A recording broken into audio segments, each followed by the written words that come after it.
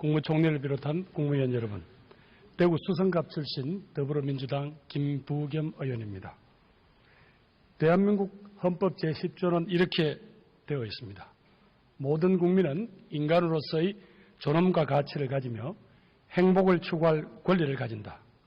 국가는 개인이 가지는 불가침의 기본적 인권을 확인하고 이를 보장할 의무를 진다. 국민의 기본권을 보장할 의무, 그것이 곧 국가의 의무입니다. 지금 정치하는 우리 모두의 소명입니다. 불평등, 불공정, 부정부패로 위기에 처한 대한민국 공동체를 구하고 헌법 제10조가 천명한 대로 5천만 국민 한 사람이 사람 대접받는 나라를 만들어야 할 사명이 우리 모두에게 있습니다. 인류가 국가라는 시스템을 만든 이래 국가의 가장 기본적인 임무는 국민의 생명과 안전을 지키는 것입니다. 그런데 지금 대한민국은 국민 불안의 시대입니다. 지난 9월 12일 경주에서 규모 5.8의 지진이 발생했습니다. 어젯밤에 또 규모 4.5의 지진이 추가로 발생했습니다. 우리 국민들이 지금까지 경험해보지 못한 공포와 불안에 떨어야 했습니다. 북한의 핵 위협과 함께 지진으로 인한 원전 사고의 위험까지 한반도가 핵의 공포와 불안에 휩싸여 있다고 하겠습니다. 그것만이 아닙니다. 세월호에서 300여 명의 그 어린 생명이 차디찬 바닷속에서 쓰러져가는 동안 대한민국은 어디에 있었습니까? 메르스 사태로 가습기 살균제로 그 많은 국민이 목숨을 잃는 동안 대한민국은 어디에 있었습니까? 지금 대한민국에는 40만 명의 젊은이들이 일자리를 갖지 못하고 있습니다.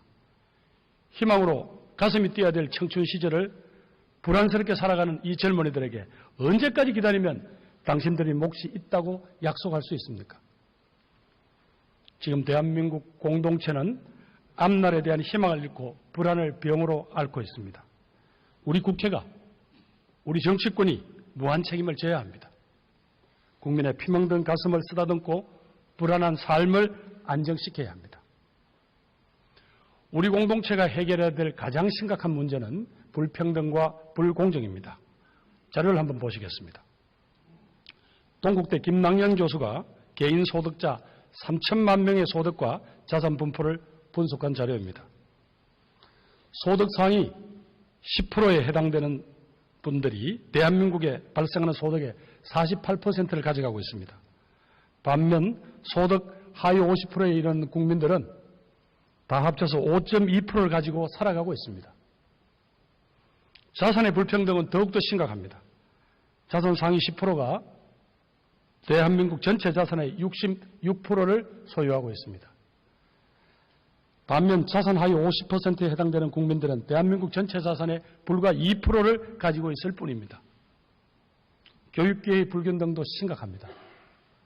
교육기회의 불균등은 바로 살인적인 사교육부에서 비롯됩니다. 교육이 가난을 대물림하고 있습니다. 불평등을 재생산합니다. 금수저, 은수저, 흑수저라고 합니다. 이 잔인한 시스템 속에서 살아갈 수밖에 없는 이 땅의 젊은이들이 헬조선이라고 지금 절규하고 있습니다. 노동의 빈곤과 절규하는 청년 세대에 대한 본의원의 대안은 생활임금 확대와 청년 기본소득입니다. 지금 최저임금조차 받지 못하는 노동자가 225만 명이나 됩니다. 전국의 많은 지자체에서 생활임금제를 도입하고 있습니다. 생활임금은 최저임금보다도 약 20% 정도 높습니다. 생활임금은 가족과 함께 최소한의 인간다운 삶을 보장합니다. 갈수록 커지는 빈부격차에 고통받고 있는 미국에서도 민주당의 힐러리 클린턴 후보는 최저임금을 생활임금 수준인 시간당 15달러로 인상하는 것을 민주당의 정강정책으로 제시하고 있습니다. 그러나 우리의 경우에는 아직 생활임금이 법제화되지 않고 있습니다. 매우 안타까운 일입니다. 본의원은 이번 국회가 생활임금을 법제화해야 될 때가 되었다라고 생각합니다. 공공부문에서 시작해서 민간부문으로까지 확대 시행될 수 있도록 해야 할 것입니다. 본의원은 앞서 우리 국민이 불안의 시대를 살아가고 있다고 말씀드렸습니다. 불안 가운데서도 가장 가슴 아픈 것은 청년들이 일자리 문제입니다. 올해 청년 실업자는 40만 명이나 됩니다. 2016년 현재 정부는 14개 부처가 2조 1,100억 원을 투입해서 57개의 청년 일자리 사업을 시행 중입니다. 그러나 기대만큼 성과가 나타나지 않고 있습니다. 청년 일자리 사업은 사실상 실패하고 있습니다. 대부분의 청년 일자리 사업 자체가 몇 개월 훈련을 거쳐서 특정 직무의 계약직 일자리로 이렇게 일을 주는 방식입니다. 경제가 저성장의 늪에 빠져 있는 상태에서 세계는 4차 산업혁명으로 진행하고 있습니다. 산업 구조가 고도화됨에 따라 노동의 종말이 이야기되고 있습니다.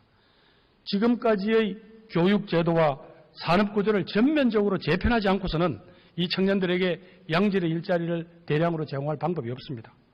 따라서 지금 당장 정부는 청년 실업 정책에 대한 대전환을 해줄 것을 요청합니다.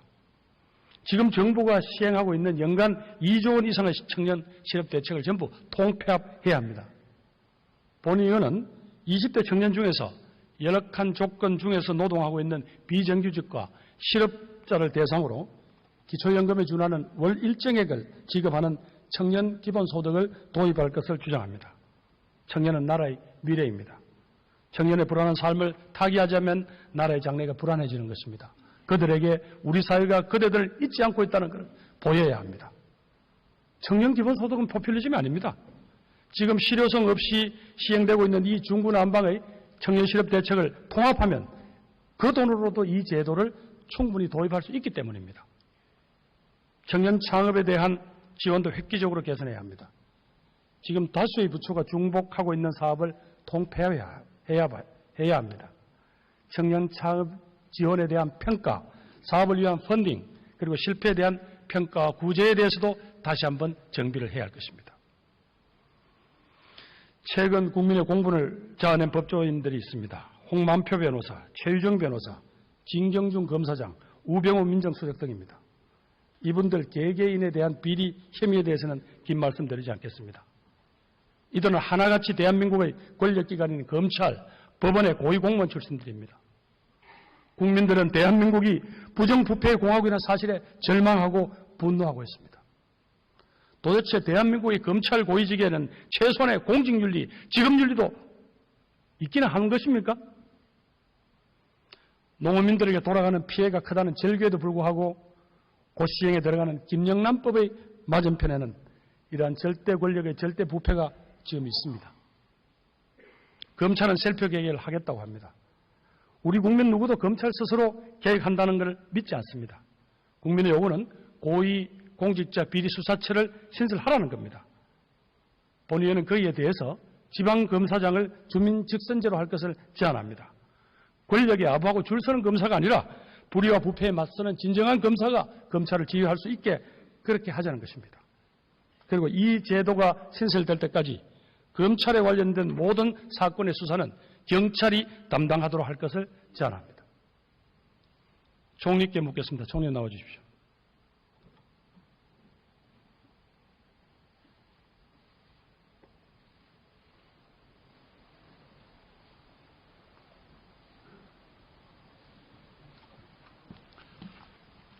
오전에도 동료인의 질의가 있었습니다만 총리 자신께서 법조인 출신이시고 또 법무장관을 지내셨습니다.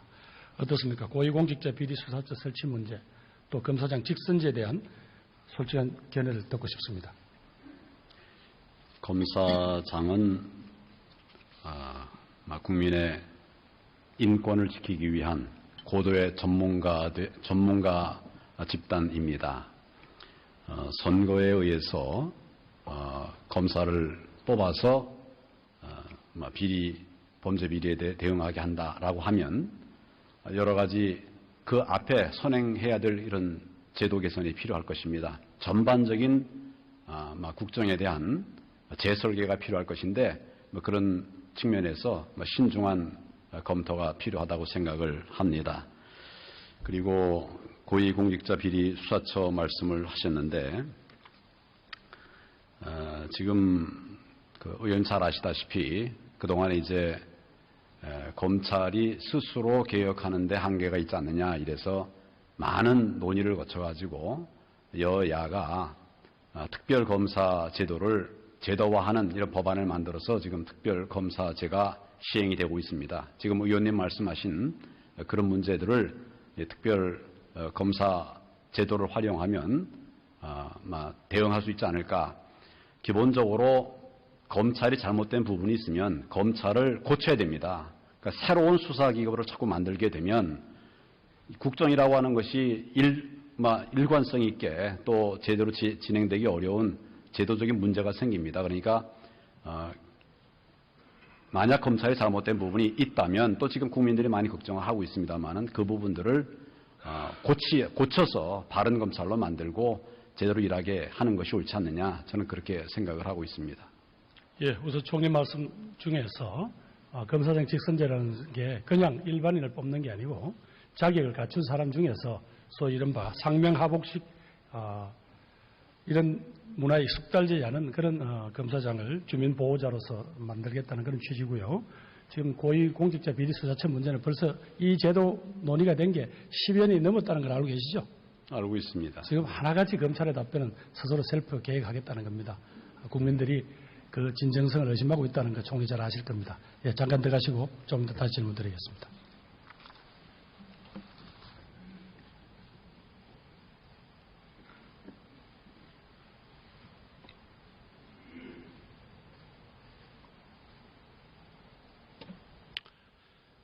북한은 지난 9월 9일 5차 핵실험을 단행했습니다. 북한 정권은 핵폭탄과 미사일로 자신들의 체제를 생존을 보장받고자 하고 있습니다.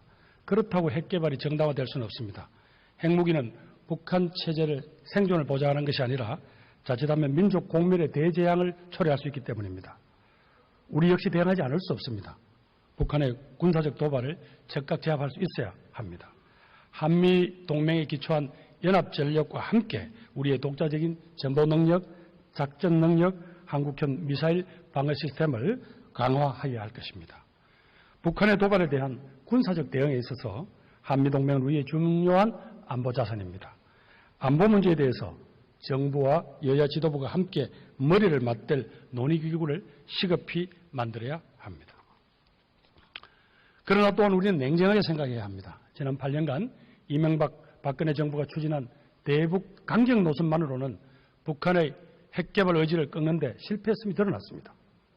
이제 새로운 접근 방법을 찾아야 합니다. 한반도를 핵전쟁의 위협에서 벗어나게 하고 남과 북이 평화롭게 살 수 있는 그런 공존의 길을 찾아야 합니다. 먼저 북한의 핵과 미사일 동결을 조건으로 북한에 대한 유엔 제재 해제를 논의할 다자간 협상이 진행되어야 할 것입니다. 그것은 기존의 육자회담 틀내에 이루어질 수도 있습니다. 또 이는 지난 봄 캐리 미 국무장관과 왕이 중국 외교부 장관의 합의 사항이기도 합니다. 지난 18일 한미일 외무장관 회담에 참가한 캐리 미 국무장관은 북한이 지금 대화에 나오고 적각 핵 프로그램을 동결하라. 그러면 대화를 하겠다라는 취지를 밝힌 바가 있습니다. 나아가서 그 핵을 동결의 단계에서 점진적인 폐기와 미국과 북한 간의 수교 및 평화협정 체결을 동시에 논의해야 할 것입니다. 이를 통해서는 기존 육자회담 틀은 물론이고 한국전쟁의 당사국인 남한과 북한 그리고 미국과 중국이 참여하는 또 4자 회담의 테이블도 만들 수 있을 것입니다. 거기서 미국과 북한의 수교 평화협정을 협상을 병행할 수 있을 것입니다. 최근 북한은 한경북도 지역에서 사상 최악의 홍수 피해를 입었습니다. 본회의는 북한의 수재 복구에 필요한 지원을 당장 해야 된다고 생각합니다. 지원과 함께 남북한 대화 지역에도 시도해야 합니다. 그것이 인도적 차원이든 남북관계의 정상을 위한 것이든 저는 마땅하고 옳은 일이라고 생각합니다. 이를 위해서 박근혜 대통령이 대북 특사 파견할 것을 제안합니다. 만약에 대통령이 좋아한다면 다소 격에도 맞지 않고 국제관례에도 어긋날지 모르나 반기문 유엔 사무총장에게 그 역할을 요청하는 것도 반대하지 않겠습니다. 반기문 총장이 유력한 대선 주자는 사실은 이 국면에서 중요하지 않습니다. 한반도에서의 전쟁의 위기 해소가 더 중요합니다. 남북 대화의 재개가 더 중요합니다. 한반도의 평화를 지켜내는 것, 이 북한 핵이 민족사로의 위기로 그렇게 변화되는 것을 지금 막아야 합니다. 총리 한 번 더 나와 주십시오.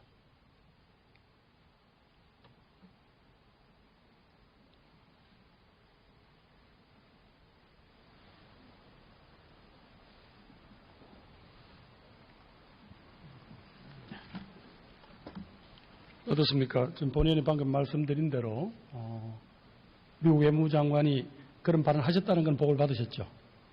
예, 관심이 많다고 들었습니다. 그렇다면 무슨 선제 공격 논인이 북한 정권 붕괴론만 외치는 국내 분위기하고는 많이 다르다는 거거든요. 본의원이 주장하는 바로 이런 대북 정책의 전환이 지금 필요할 때다.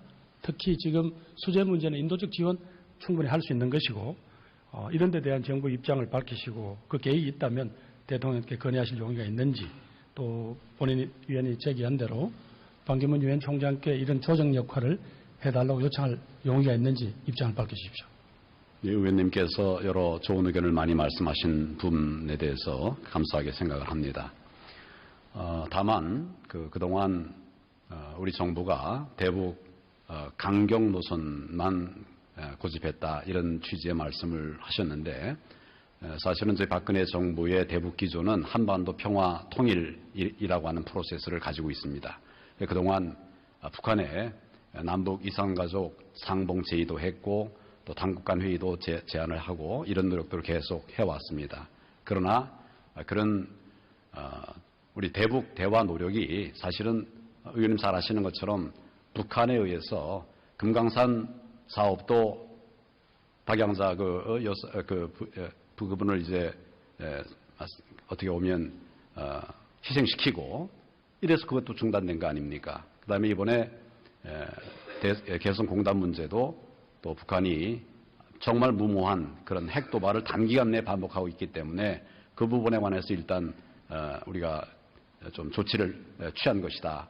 결국은 원인이 북한에 있습니다. 이런 정책을 그동안 계속 추진을 해왔는데 지금 단계는 어떠냐? 지금은 우리가 북한의 핵 개발이 정말 고도화되어 있는 상황이기 때문에 더 이상 시간이 없다. 이 부분을 국제사회와 함께 개선시켜야 된다. 북이 비무장의 핵 없는 이런 세상으로 나오도록 해야 된다. 지금 거기에 전념을 해야 된다. 물론 대북 관계라고 하는 것은 대화의 단계가 있을 수 있고 또 교류의 단계가 있을 수 있습니다. 지금은 북한이 핵을 포기할 수 있도록 결국 국제사회와 함께 제재하는 이런 국면이 아니냐. 그런 단계에서는 또 그에 맞는 전략을 구사하는 것이 옳겠다. 이런 생각을 정부는 가지고 있습니다. 그렇다고 해도 박 정권 들어와서요, 제가 인도적 지원에 대해서는 인색하지 않았잖아요. 지금 현재 이 분유가 10,000톤가량이 남아 돌아가고 있고요.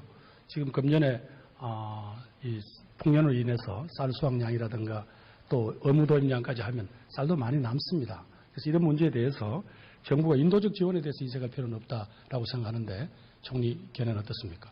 제가 오전에도 말씀을 드렸습니다만 인도적으로 지원된 자원들이 인도적인 용도에 잘 사용이 된다고 하는 것이 보장이 되면 정부의 입장이 좀 더 여러 가지로 생각할 수 있겠습니다만은 의원님 잘 아시는 것처럼 우리가 어떤 명목으로 북한에 물자를 지원하더라도 그런 인도적으로 지원된 것들이 결국은 군사적으로 되지 않는다고 하는 보장이 없습니다. 우리가 같이 보면서 검증을 하자. 또 우리 국제기구에서도 같이 보겠다 해도 그것을 방해하고 응하지 않는 이런 조치들을 취하고 있기 때문에 그런 부분에 대해서 확실하게 확인되지 않은 단계에서 지금 북한의 제재 국면에 우리가 먼저 대화를 나누고 이러는 것들은 여러 가지로 우려되는 부분이 있지 않느냐 이런 생각입니다. 예, 들어가십시오.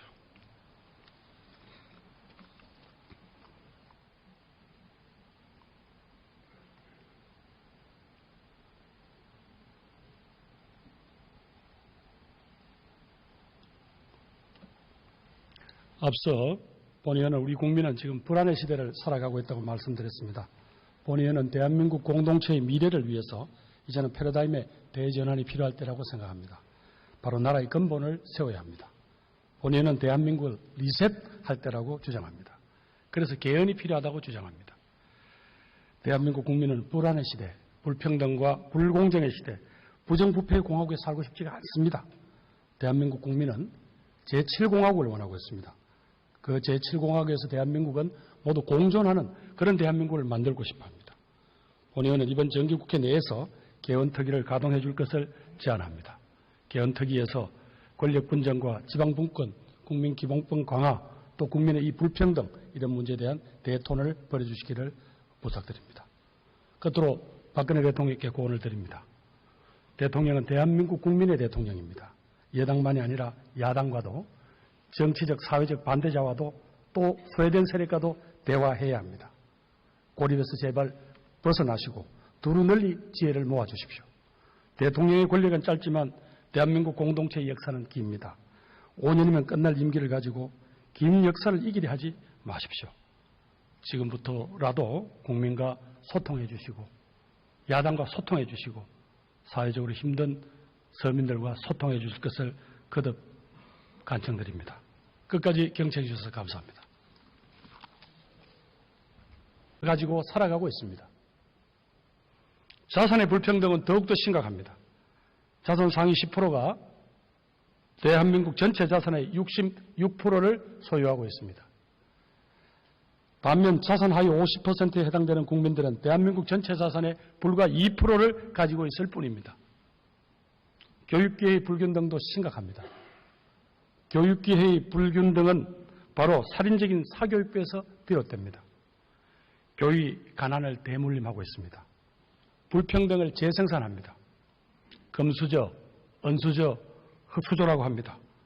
이 잔인한 시스템 속에서 살아갈 수밖에 없는 이 땅의 젊은이들이 헬조선이라고 지금 절규하고 있습니다. 노동의 빈곤과 절규하는 청년 세대에 대한 본의원의 대안은 생활임금 확대와 청년 기본소득입니다.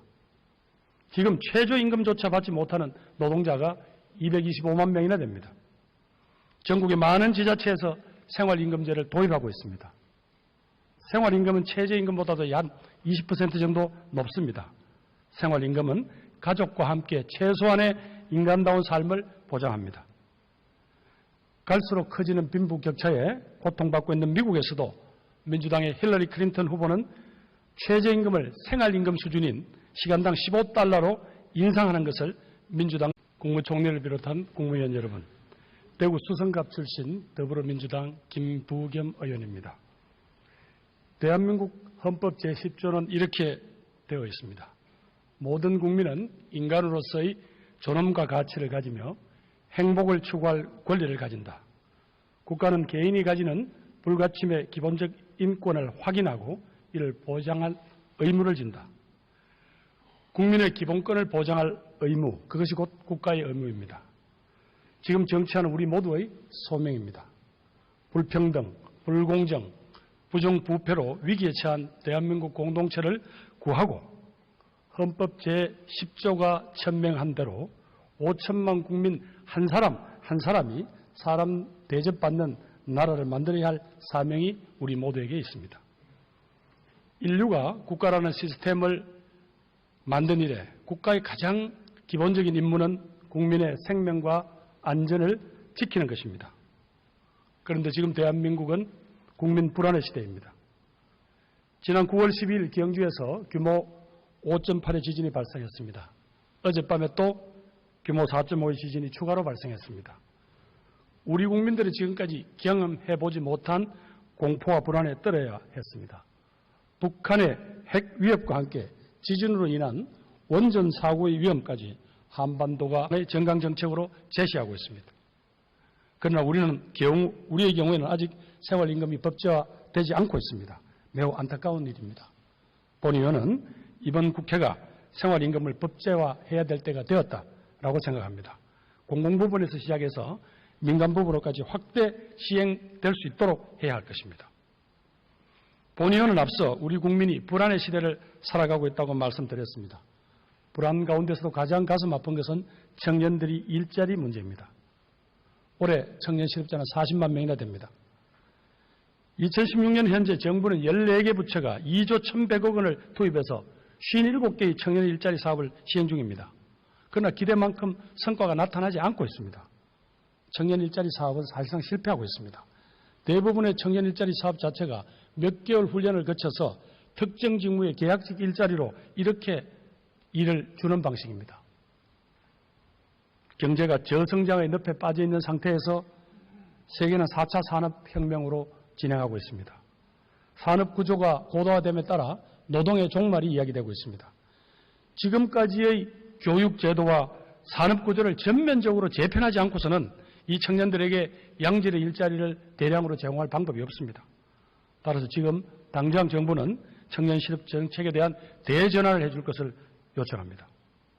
지금 정부가 시행하고 있는 연간 2조 원 이상의 청년 실업 대책을 전부 통폐합해야 합니다. 본의원은 20대 청년 중에서 열악한 조건 중에서 노동하고 있는 비정규직과 실업자를 대상으로 기초연금에 준하는 월 일정액을 지급하는 청년 기본소득을 도입할 것을 주장합니다. 청년은 나라의 미래입니다. 청년의 불안한 삶을 타개하자면 나라의 장래가 불안해지는 것입니다. 그들에게 우리 사회가 그대들을 잊지 않고 있다는 것을 보여야 합니다. 청년 기본소득은 포퓰리즘이 아닙니다. 지금 실효성 없이 시행되고 있는 이 중구난방의 청년 실업 대책을 통합하면 그 돈으로도 이 제도를 충분히 도입할 수 있기 때문입니다. 청년 창업에 대한 지원도 획기적으로 개선해야 합니다. 지금 다수의 부처가 중복하고 있는 사업을 통폐합해야 합니다. 청년 창업 지원에 대한 평가, 사업을 위한 펀딩, 그리고 실패에 대한 평가와 구제에 대해서도 다시 한번 정비를 해야 할 것입니다. 최근 국민의 공분을 자아낸 법조인들이 있습니다. 홍만표 변호사, 최유정 변호사, 진경준 검사장, 우병우 민정수석 등입니다. 이분들 개개인에 대한 비리 혐의에 대해서는 긴 말씀 드리지 않겠습니다. 이들은 하나같이 대한민국의 권력기관인 검찰, 법원의 고위공무원 출신들입니다. 국민들은 대한민국이 부정부패의 공화국이라는 사실에 절망하고 분노하고 있습니다. 핵의 공포와 불안에 휩싸여 있다고 하겠습니다. 그것만이 아닙니다. 세월호에서 300여 명의 그 어린 생명이 차디찬 바닷속에서 쓰러져가는 동안 대한민국은 어디에 있었습니까? 메르스 사태로 가습기 살균제로 그 많은 국민이 목숨을 잃는 동안 대한민국은 어디에 있었습니까?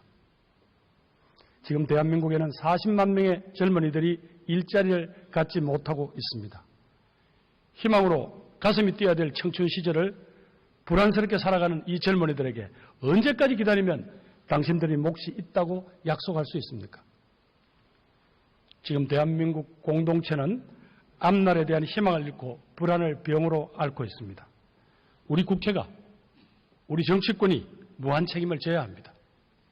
국민의 피멍든 가슴을 쓰다듬고 불안한 삶을 안정시켜야 합니다. 우리 공동체가 해결해야 될 가장 심각한 문제는 불평등과 불공정입니다. 자료를 한번 보시겠습니다. 동국대 김낭영 교수가 개인 소득자 3천만 명의 소득과 자산 분포를 분석한 자료입니다. 소득 상위 10%에 해당되는 분들이 대한민국에 발생하는 소득의 48%를 가져가고 있습니다.